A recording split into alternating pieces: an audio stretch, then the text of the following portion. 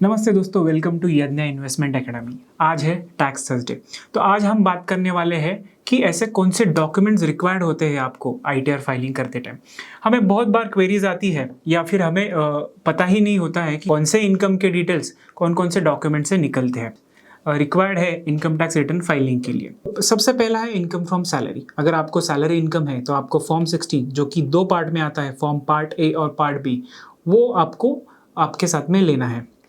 Income from house property, तो आपके पास में हाउस प्रॉपर्टी है जो कि आप वहाँ पे खुद रह रहे हो या फिर वो प्रॉपर्टी रेंट पे है। सो आपको कौन कौन से डॉक्यूमेंट्स लेने हैं, जैसे कि अगर वो प्रॉपर्टी लोन पे है सो ये बैंक की तरफ से आपको इंटरेस्ट सर्टिफिकेट रिक्वायर्ड है।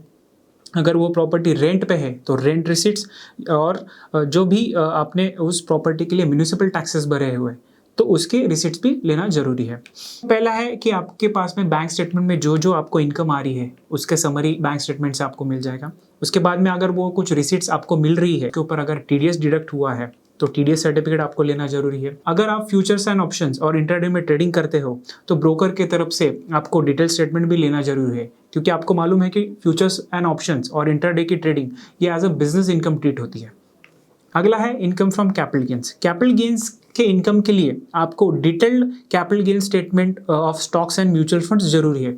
कुछ कुछ ब्रोकर हाउसेज उसको टैक्स पीएनएल भी बोलते हैं, कुछ लोग उसको कैपिटल गेन के स्टेटमेंट्स भी बोलते हैं। अगला है इनकम फ्रॉम कैपिटल गेन्स, तो आपको detail capital gain statements of stocks and mutual fund लेना जरूरी है। Detail capital gain statements of stocks and mutual funds आपने साल भर में जो भी शेयर्स या म्यूचुअल फंड में ट्रेडिंग की है उसके लिए कैपिटल गेन स्टेटमेंट आपको ब्रोकर की तरफ से लेना जरूरी है, जिसमें आपकी परचेस की डेट, आपकी सेल की date, purchase value, sale value detail तरीके से आ जाए। अगला है income from other sources. Income from other sources के लिए समझो आपके पास में एफडी है तो एफडी का इंटरेस्ट सर्टिफिकेट, आपके पास में सेविंग बैंक्स का जो इंटरेस्ट आता है उसके लिए भी इंटरेस्ट का सर्टिफिकेट, आपको जो जो इनकम जो आपको साल भर में जो जो डिविडेंड मिला है उसका भी आपको बैंक स्टेटमेंट से एक समरी बना लेना है। अगला है इन्वेस्टमेंट डिटेल्स, मतलब टैक्स सेविंग में जो जो इन्वेस्टमेंट अलाउड है उसके डिटेल। जैसे अगर समझो आपके पास में एलआईसी लिया हुआ है तो एलआईसी प्रीमियम आपने साल भर में जो पे किया है उसके रिसीट्स, आपने अगर ईएलएसएस में इन्वेस्ट किया है तो उसके कंट्रीब्यूशन के डिटेल्स का जो स्टेटमेंट आता है। अगर आपने कुछ हेल्थ इंश्योरेंस परचेस किया है आपके लिए, आपके फैमिली के लिए, तो उसके डिटेल्स। आपने कुछ ट्यूशन फीस या फिर स्कूल फीस अपने बच्चों के लिए भरी हुई है तो उसके डिटेल्स। आपने कुछ पीपीएफ में कंट्रीब्यूशन किया है तो पीपीएफ का पासबुक।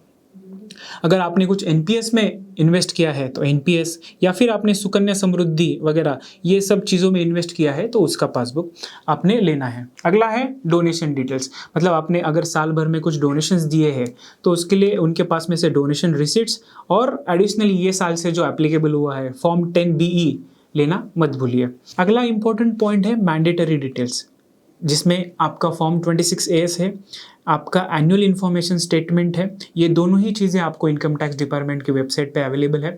इनकम टैक्स रिटर्न भरते टाइम ये दोनों ही चीज़ आपको रिकंसाइल करना है आपके इनकम टैक्स रिटर्न के साथ में। उसके बाद में है आपके जो भी सभी बैंक अकाउंट स्टेटमेंट्स है आप वो जमा कर लीजिए या फिर इंटरनेट बैंकिंग से वो डाउनलोड कर लीजिए। सो ये सब लिस्ट ऑफ डॉक्यूमेंट्स है जो कि आपको इनकम टैक्स रिटर्न भरते टाइम रेडी रखना है। इसके वजह से आपको जब इनकम टैक्स रिटर्न भरेंगे सो आपको आसानी जाएगी। तो आशा करते हैं कि आपको आज का ये वीडियो पसंद आया होगा। आपको अगर कुछ क्वेश्चंस है सो आप कमेंट बॉक्स में लिखना मत भूलिए। तो ऐसे ही वीडियोस के लिए यज्ञ के यूट्यूब चैनल पे बने रहिए। धन्यवाद।